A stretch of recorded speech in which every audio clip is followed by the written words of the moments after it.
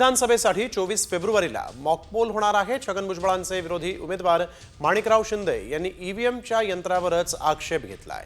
निवडणूक आयोगाने फेरमतमोजणीसाठी ठरवून दिलेले शुल्क माणिकराव शिंदे यांनी भरल्यानंतर मॉकपोल होणार आहे। त्या 24 फेब्रुवारीला येवला विधानसभेसाठी मॉकपोल होणार आहे।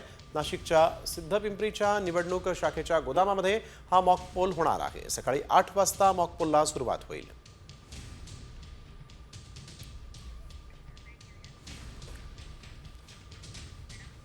विधानसभेसाठी 24 फेब्रुवारीला मॉकपोल होणार आहे। छगन भुजबळांचे विरोधी उमेदवार माणिकराव शिंदे यांनी ईव्हीएमच्या यंत्रावरच आक्षेप घेतलाय। निवडणूक आयोगाने फेरमतमोजणीसाठी ठरवून दिलेले शुल्क माणिकराव शिंदे यांनी भरल्यानंतर मॉकपोल होणार आहे। त्या 24 फेब्रुवारीला येवला विधानसभेसाठी मॉकपोल होणार आहे। नाशिकच्या सिद्धपिंपरीच्या निवडणूक शाखेच्या गोदामामध्ये हा मॉकपोल होणार आहे। सकाळी 8 वाजता मॉकपोलला सुरुवात होईल।